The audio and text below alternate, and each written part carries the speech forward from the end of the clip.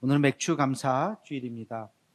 모든 교회가 다 부활절과 같이 맥주 감사 주일을 다 지키는 것은 아니지만, 그러나 맥주 감사 주일은 성경에 나오는 아주 중요한 절기 중에 하나입니다. 맥주 감사 주일, 맥주절이죠. 맥주절의 유래는 출애굽기 23장 16절에서 찾을 수 있습니다. 우리 한번 같이 읽어보겠습니다. 시작. 맥주절을 지키라. 이는 내가 수고하여 밭에 뿌린 것의 첫 열매를 거둠이니라. 수장절을 지키라. 이는 내가 수고하여 이룬 것을 연말에 밭에서부터 거두어 저장함이니라. 아멘. 여기 보면 맥주절을 지키라, 그리고 수장절을 지키라 이렇게 되어 있어요. 유대인들은요, 두 번 추수를 합니다. 봄에 씨를 뿌리고 먼저 거두는 곡식이 보리와 밀이에요. 보리맥, 보리, 또 보리맥, 그 다음에 밀맥, 소맥, 대맥이라고 하는데, 그 보리와 밀을 먼저 추수를 합니다. 그게 봄에 추수하는 거예요. 그래서 그것을 말씀에 보면 첫 열매를 거두는 절기라 그래서 그것을 초실절이라고 부르기도 합니다. 그래서 이 맥주절, 봄에 추수하는 절기를 지키고 가을에 진짜 추수하는 절기가 있어요. 포도도 거두고요, 그리고 무화과, 또 감람나무 열매, 이런 열매들 다 거두는 그 절기를 수장절 또는 장막절이라고 하죠. 그것이 우리가 가을에 지키는 추수감사절이라고 우리가 생각할 수가 있습니다. 그래서 이 두 번 절기를 지키는데, 성경에 보면 이 맥주절을 또 이렇게 표현하기도 합니다. 민수기 28장 26절 말씀입니다. 우리 함께 같이 읽겠습니다. 시작. 77절 처음 익은 열매를 드리는 날에 너희가 여호와께 새 소재를 드릴 때에도 성회로 모일 것이요 아무 일도 하지 말 것이며. 아멘. 그랬어요. 77절, 그리고 처음 익은 열매를 드리는 날에 라고 그랬어요. 처음 익은 열매를 드리는 날, 아까 초실절이라고 그랬는데 맞아요. 그 초실절이 다른 이름은 77절이라고 합니다. 6월절로부터 7주 후에 있는 절기를 77절 또는 오순절이라고 그러죠. 그 절기가 바로 초실절이요, 그때가 바로 맥주절이에요. 절기상으로 그렇습니다. 그래서 그때 이제 해야 될 일이 뭐냐면, 어려운 이웃들과, 우리도 옛날에 보릿고개라는 게 있었어요. 가을에 추수가 이제 곡식이 다 떨어지고 다시 추수를 하기 직전까지 힘든 시기들, 바로 그때가 그때예요. 그래서 그때 어려운 이웃들과 함께 같이 나누라, 그런 의미에서 이 77절을 지키라고 이야기를 합니다. 100년 전에 기독교가 처음 들어왔을 때 우리도 대부분 농경사회였기 때문에 보리를 추수하고 같이 나누는 이 맥주절이 의미가 있었습니다. 근데 어느 순간 도시화가 되고 산업화가 되고 농사 짓는 분들이 많이 없이 이제 점점 도시로 가니까, 그때부터 이 맥주절을 지키는 교회들이 하나 둘씩 사라지기 시작했어요. 그러다가 언제인지는 정확하게 모르지만 이 맥주절의 날짜를 7월 첫째 주로 하면서 맥주 감사주일로 지키게 되었습니다. 맥주 감사주일. 이 77절의 그 날짜는 아니지만 한 달 정도 뒤로 가면서 7월 첫째 주를 우리가 하나님 앞에 첫 열매를 드리는 그런 절기로 지키자 하면서 감사의 절기로 지키게 되었던 것입니다. 어떤 의미에서 구약의 이 절기가 한국화된, 토착화된 그런 절기가 바로 이 맥주 감사 주일이라고 볼 수도 있어요. 맥주절은 중요하지만 그 날짜는 우리가 감사절로 우리가 7월 첫째 주에 지키는 겁니다. 왜 7월 첫째 주가 되었을까요? 한 해의 절반을 지나고 다시 새로운 한 해를 시작하면서 한 해의 절반을 지켜주시는 하나님 앞에 감사하고, 새로운 하반기를 시작하면서 하나님 앞에 감사를 드리는 거죠. 저는 이 맥주 감사주일을 보내면서 두 가지의 참 의미가 있다는 생각을 했습니다. 하나는 부활절과 성탄절과 같은 절기는 아니에요. 그래서 꼭 지키지 않는 교회도 더러 있기는 합니다. 부활절과 성탄절은 교리적인 절기죠. 꼭 지켜야 되는 아주 중요한 절기예요. 그런데 그거에 못지않게 이 맥주감사절 또는 추수감사절은 감사의 절기, 하나님 앞에 우리의 신앙의 모습을 어떻게 드려야 하는지, 어떤 자세로 신앙생활해야 하는지를 잘 이야기하는 절기가 바로 이 맥주감사절 또는 추수감사절입니다. 그래서 의미가 있고, 또 한 가지는 그러면 추수감사절 한 번만 있으면 됐지 뭘 또 맥주감사절까지 지키느냐? 아니요. 감사절은 두 번 있어야 돼요. 우리가 하나님 앞에 이 상반기 지금까지, 그리고 중간감사예요. 이렇게 결과를 감사하는 것이 아니라 이 과정을 또한 하나님 앞에 감사합니다 하는 의미에서 이 맥주감사절을 지키는 것은 또 의미가 있다, 그렇게 생각을 합니다. 그래서 이 맥주절을 우리가 잘 지키면서 하나님 앞에 다시 한번 이 감사의 제단을 쌓고 감사를 잊지 않는 우리가 되기를 주의 이름으로 축원합니다. 서론적으로 제가 맥주감사절의 의미에 대해서 말씀을 드리고, 그러면 우리가 이 맥주감사 주일을 어떤 마음으로 보내야 할 것인가? 오늘 말씀의 제목이 바로 그것입니다. 삶을 변화시키는 감사다. 여러분, 감사가 좋은 건 알겠는데 감사한다고 삶이 변화된다고요? 감사한다고 내 삶이 뭐가 달라집니까? 아니요, 달라집니다.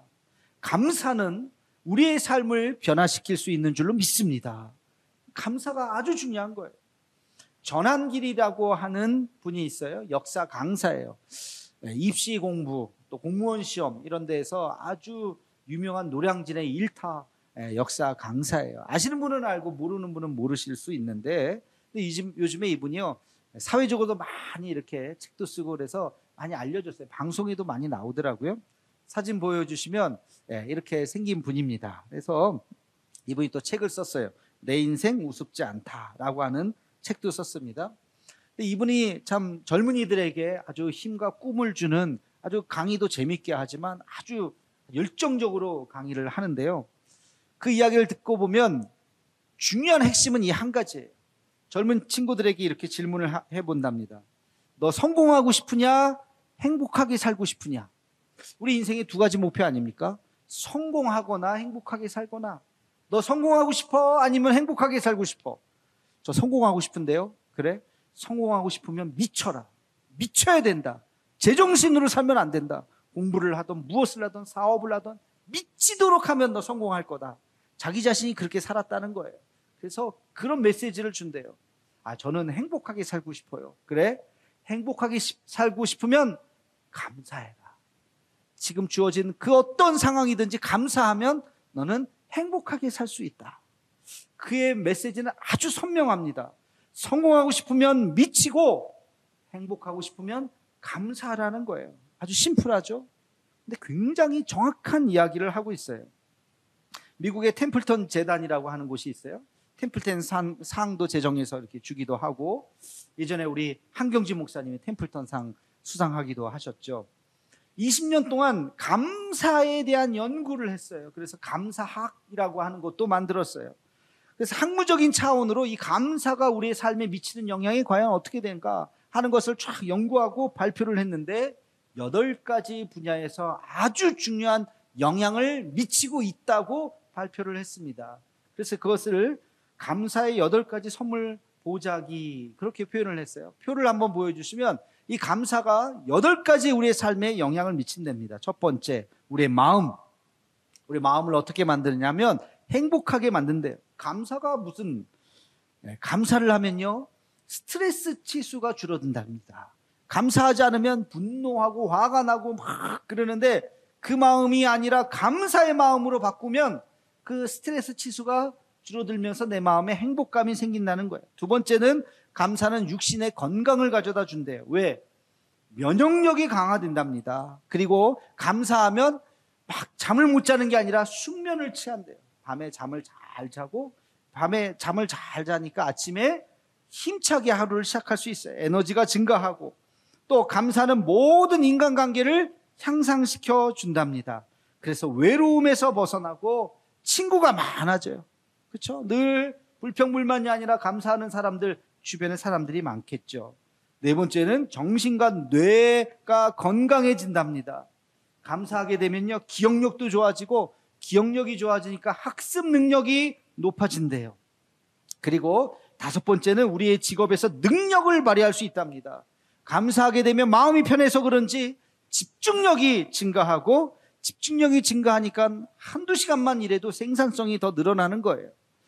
그리고 감사는 우리의 재정을 더 튼튼하게 만들어준답니다. 아니, 감사하고 내가 돈 버는 거하고 무슨 상관인가? 감사하면요, 자존감, 또 자족감이 늘어나요. 그래서 쓸데없는 것에 지출을 하지 않는데요. 여러분, 우리가 지출하는 거, 물건 사는 거 가만히 생각해 보세요. 진짜 필요한 거 샀나? 아마 절반은 그때 그 기분으로 이거 사야지 하고 샀는데 나중에 생각해 보니까 별로 필요 없네. 그런 것들이 의외로 많을 겁니다. 이게 다 자족감에서 오는 거예요. 자기의 자족감이 높아지면 그런 쓸데없는 데 과소비하지 않는다는 거죠. 7번째는 행복한 사회를 만들 수 있답니다. 사회적인 분노, 불신, 우리가 사람들 사이에서 그런 것 때문에 사회 범죄가 얼마나 많이 일어납니까? 상호 존중하고, 상호 인정하고, 상호 신뢰하는 그런 사회를 만들어줄 수 있다. 그리고 마지막 8번째는 영적으로 성숙한 사람을 만들어주는 것이 바로 감사다. 그렇게 이야기해요. 정말 감사는요, 영적인 사람이 되게 하는 거예요. 여러분, 이렇게 이 감사가 우리의 모든 인생에 전인격적으로 영향을 미치는 줄로 믿습니다. 감사가 그런 거예요. 그래서 감사는 우리의 삶에 정말 필요한 거예요. 여러분, 감사가 중요하다고 하는 것을 모르는 사람 없을 겁니다. 그렇지, 감사 중요하지. 성경에도 얼마나 많은 구절에 감사하라라고 하는 말이 있습니까? 오늘 본문 말씀 제가 대표적으로 한번 뽑았는데요. 골로새서 3장 15절 말씀 우리 함께 같이 읽겠습니다. 시작. 그리스도의 평강이 너희 마음을 주장하게 하라. 너희는 평강을 위하여 한 몸으로 부르심을 받았나니 너희는 또한 감사하는 자가 되라. 아멘. 그리스도의 평강이 너희 마음을 주장하게 하라. 그리스도의 평강이 너희 마음 가운데 있기를 원한다. 그리스도의 평강이 있기 위해서 어떻게 하라고요? 감사하는 자가 되라. 감사할 때 우리 마음속에 하나님의 평강이, 샬롬의 은혜가, 에이레의 은혜가 우리 마음속에 넘치는 줄로 믿습니다. 이 평강을 얻기 위해서 어떻게 하라고요? 감사하는 자가 되라는 거예요. 우리 한번 따라해 볼까요? 감사할 때 평강이 옵니다. 감사할 때 내 마음속에 근심 걱정이 사라지고 평강이 오는 거예요. 그래서 제가 오늘 이 말씀을 묵상하면서 그렇지, 감사가 우리의 삶을 바꾸는데 어떻게 할 때 이 감사가 우리의 삶을 바꿀 수 있을까? 제가 3가지의 특별한 방법을 말씀을 드리겠습니다. 잘 기억하시면 좋겠어요. 첫 번째는요, 여러분, 감사를 배워야 합니다. 감사를 배워야 돼요. 감사를 학습해야 되고 감사를 훈련해야 돼요. 그냥 가만히 있다가 감사한 일은 감사하고 감사하지 않은 일은 뭐 감사하지 않지, 이런 마음으로는 절대 그 감사가 우리의 삶을 바꿀 수 없어요. 감사가 우리의 삶을 아까 같이 8가지의 방법으로 우리의 삶을 바꾸게 되려면 여러분, 특별히 감사를 공부해야 돼요. 감사를 배워야 돼요. 학습하고 훈련해야 돼요. 감사가 무엇인가? 난 뭐 줄 때 고맙습니다. 이건 누구나 할 수 있는 거예요. 그거 말고 그럼 감사를 훈련해야 돼요. 매일매일 감사를 찾으면서 감사 일기를 쓰시고 감사 노트를 쓰시고 오늘 하루 어떤 감사가 있는가 감사를 찾아서 써보고 또 그것을 나누고 또 그것을 고백하는 그 훈련을 통해서 우리는 감사에 아주 익숙해지게 되는 것입니다. 여러분, 감사가 여러분의 삶을 변화시키고 싶거든 오늘부터 감사 훈련하시기를 주의 이름으로 축원합니다. 우리 교회에 감사 노트 있어요. 그럼 달라 그러세요. 그래서 감사 노트를 가지고 매일매일 오늘은 무슨 감사가 있을까 감사를 쓰는 거예요. 억지로라도 그 감사를 쓰면서 감사 훈련을 하고 그 감사가 내 몸에 배면 삶이 달라집니다. 그리고 모든 것에 감사할 수가 있어요. 그렇게 감사를 배우는 우리 모두가 되기를 주의 이름으로 축원합니다. 두 번째, 우리의 삶을 변화시키는 감사를 얻기 위해서 뭘 해야 되느냐? 잘 들으세요. 어떤 상황 속에서도 감사를 선택해야 합니다. 여러분, 감사를 선택할 수 있어야 돼요. 신앙생활을 가만히 보면 지정의로 설명할 수 있어요. 신앙생활이라고 하는 것은 지식, 뭔가 알아야죠. 뭐 성경 말씀도 읽고 깨달아야 되죠. 또 정서적으로 은혜를 느껴야 하죠. 그리고 의지적으로 내가 신앙생활 열심히 해야 되겠다, 굳은 마음을 먹는 거예요. 이 지정의가 합쳐져서 우리의 신앙을 이루게 되는데, 감사라고 하는 것은 지정의의 어디에 가까울까요? 정에 가깝습니다. 그죠? 감사는 내 기분, 내 마음에 누가 뭘 줬어요. 그러면 고마워요? 안 고마워요? 고맙죠. 그러면 고맙습니다 하고 고마움을 느끼고 고마움을 고백하게 돼요. 그럴 때 내 마음이 행복해지고 표정이 달라지는 거예요. 우리 옆 사람하고 인사 한번 해보겠습니다. 연습으로 고맙습니다. 고맙습니다. 고맙습니다 하면서 화내면서 고맙습니다 하는 사람 없죠? 표정이 좋아요. 진짜 고마운 일을 하세요. 옆 사람에게. 고맙습니다. 근데 기분이 좋아지고 정서적으로. 근데 고마운 일이 없어. 짜증나. 그러면 고맙습니다라는 내 마음의 반응이 일어나지 않죠? 그럴 때 내가 화가 나고 짜증을 낼 수 있는데 이건 내 정서적인 반응이에요. 근데 정서의 반응을 멈추고 지성을 쓰라고요. 무엇을 선택하라고요? 뭘 선택하라고요? 감사를 선택하라고요. 짜증이 막 날 때 잠깐 내가 감사를 선택해야지. 이런 상황에서도 감사해야지. 짜증이 나도 감사해야지 하는 감사를 의지적으로 선택을 하고 내가 감사합니다라고 고백하라는 거예요. 불평불만이 막 나에게 밀려올 때 생각을 하는 거야. 불평하지 말아야지. 불만하지 말아야지. 감사를 선택해야지. 억지로라도 감사합니다. 감사하다. 감사를 선택할 때 우리의 삶이 변화가 될 수 있는 줄로 믿습니다. 여러분, 성경 말씀에 범사에 감사하라는 표현 아시죠? 범사에 감사하라. 감사한 일이 있을 때 감사하라. 이거는 누구나 할 수 있는 거예요. 감사한 일이 없을 때 짜증나고 화나고 분노가 일어나고 이럴 때, 그럴 때도 감사하라는 거예요. 그게 범사에 감사하라는 뜻이에요. 그러는 순간에 뭐가 감사하라고요? 여러분, 화가 나는 순간, 그 순간에 감사가 있을까요? 없을까요? 있을까요? 없을까요? 있을 거라고 생각하고 찾으라는 거예요. 그런 상황에서도, 막 화가 나는 상황에서도 감사가 있을지도 몰라. 근데 시험에 떨어졌어요. 막 화가 나죠. 근데도 감사하라는. 건강검진을 했는데 아무 일도 없을 것 같았는데 의사 선생님이 잠깐만요. 문제가 있습니다. 심각하게. 나에게 이런 일이. 그런 순간에도 돌아서서 감사를 찾으라는 거예요. 감사를. 여러분, 그게 범사에 감사라는 뜻이에요. 어떤 일이든지 우리 앞에 좋은 일이든지 좋지 않은 일이 할지라도 그럼에도 불구하고 감사를 찾으라. 그게 범사에 감사라는 뜻이에요. 여러분, 어떤 상황에서도 감사를 찾을 수 있는, 또 감사를 고백할 수 있는 우리가 되기를 주의 이름으로 축원합니다. 그 감사가 우리를 바꾸는 거예요. 감사가. 여러분, 한 가지 더 우리의 감사의 삶을 변화시키기 위해서 아주 중요한 것이 하나 있습니다. 그것이 뭐냐면 감사를 나누는 거예요. 감사를 고백하고 감사를 사람들에게 같이 이야기를 하는 것입니다. 바이러스만 전염되는 것이 아니라 우리의 감정도 전염이 돼요. 누군가가 내 앞에서 막 슬픈 이야기를 하면서 눈물을 흘리면 여러분 어때요? 내 마음도 같이 슬퍼요. 그래서 같이 눈물을 흘려요. 드라마 보면서 우리가 같이 막 눈물을 흘리는 게 바로 그게 전염이 돼서 그래요. 어떤 사람 막 깔깔대고 웃으면서 이야기하면 나도 마음이 같이 기뻐지는 거죠. 불평불만을 계속 듣다 보면 그 말도 일리가 있네. 그러네 하면서 같이 또 동조를 하게 되는 거죠. 그런 거 하면 긍정의 사람, 감사의 사람과 같이 이야기를 하면 나도 모르게 그래, 저 사람은 저런 상황에서도 감사를 찾는구나 하면서 나도 같이 감사하게 되는 것입니다. 여러분, 감사는 함께 나눌 때, 그 이야기를 또 들을 때 나도 모르게 함께 감사를 고백하게 되는 것이죠. 어떤 사람이 수술을 했어요. 3일 동안 아무것도 먹지 못하다가 드디어 의사가 이제 당신은 죽을 먹을 수 있습니다. 병원에서 나오는 밥 별로 맛도 없지만 3일을 굶었잖아요. 그 죽을 먹을 때 얼마나 맛있게 먹겠습니까? 그렇죠?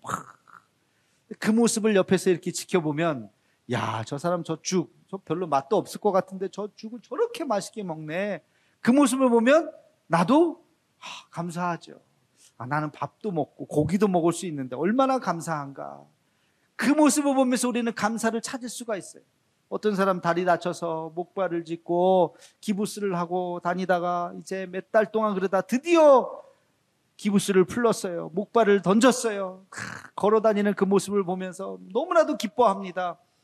그 모습을 보면서 우리도 야, 그래, 저 사람 이제 목발을 던지고 이제 한 걸음 한 걸음 걷는 것도 저렇게 좋아하는데 얼마나 감사한가. 나는 걸을 수 있고 뛸 수도 있고 등산을 할 수도 있고 얼마나 감사한가. 그 모습을 보면 내게 가진 것이 있다는 것을 또 감사할 수도 있는 것입니다. 여러분, 그 모습을 보면서 우리가 감사하다, 이 감사를 고백하고 내게 주어진 것이 얼마나 많은가 하는 것을 깨달을 수 있어야 됩니다. 죽을 때 많은 사람들이 후회하는 것 중에 하나가 뭐냐면 감사의 고백을 하지 않은 거예요. 내 주변에 있는 사람들에게 고맙다, 수고했다, 애썼다 이런 말을 하지 않고 살다가 나도 모르게 이 세상을 떠나는 것, 그거를 제일 많이 후회를 한다고 합니다. 그래서 우리는 살아있을 때 가족들에게, 가까운 사람들에게 고맙습니다, 애썼습니다, 수고했습니다, 감사합니다 하는 말을 계속해서 해야 돼요.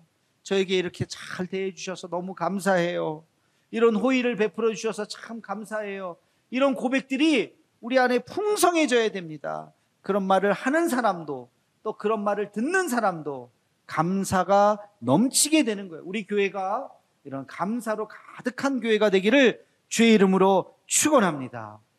여러분, 감사에도 단계가 있어요. 1단계, 가장 낮은 단계는요, 결과에 감사하는 거예요. 이걸 아마 대부분의 사람들은 그렇게 할 수 있죠. 좋은 일이 생길 때 감사해요, 안 해요? 감사해요. 좋은 일이 생길 때 감사합니다. 근데 그건 누구나 할 수 있는 거예요. 그것도 안 하는 사람들은 심각한 사람이죠. 두 번째는 결과가 아니라 과정에 감사하는 거예요. 결과는 좋지 않아요. 그러나 과정 속에서 열심히 애썼다면 그 과정을 감사할 수 있어야 돼요. 그게 조금 더 성숙한 사람의 감사입니다. 세 번째는요, 아무 일 없는 일상을 감사하는 거예요. 그럼 저녁에 이렇게 잠자리에 들 때 오늘 아무 일이 없었네? 뭐가 감사해? 감사한 일이 하나도 없었네. 하지 말고 오늘 아무 일이 없었네?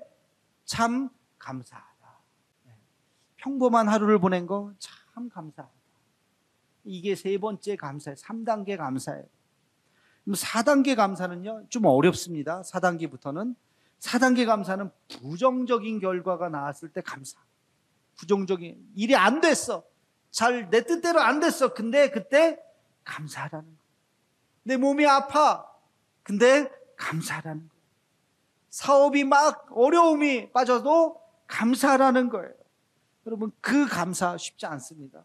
부정적인 결과에 대해서 감사할 수 있는 마음. 마지막 5단계는요, 과거의 모든 것을 감사하고 현재의 아픔도 감사하고 미래에 일어날 일까지, 그 일이 잘 되든지 잘 되지 않은 일까지도 감사할 수 있는 마음, 모든 것을 감사할 수 있는 마음, 그게 마지막 5단계의 감사라고 합니다. 여러분, 우리가 어떤 일을 경험하든지 감사를 잃어버리지 않는 우리가 되기를 주의 이름으로 축원합니다. 감사는 우리의 삶을 변화시켜요. 감사는 우리의 삶을 변화시킨다고요. 우리 세 가지를 기억하셔야 돼요. 감사를 배우고 훈련하셔야 돼요. 감사에 대한 훈련, 감사에 대한 선택, 그리고 감사에 대한 나눔. 감사를 함께 같이 고백하고 나누고 그럴 때 우리 안에 감사가 풍성해지는 줄로 믿습니다. 한 해의 절반을 보내면서 과거에 어려운 일도 있었을 거예요. 아픈 일도 있었을 거예요. 그러나 그 일도 감사로 여기고 앞으로 일어날 일, 남은 하반기 어떤 일이 일어날지 모르지만 그럼에도 불구하고 우리가 감사를 선택하고 하나님 앞에 감사하며 살아가는 우리 모두가 되기를 주의 이름으로 축원합니다.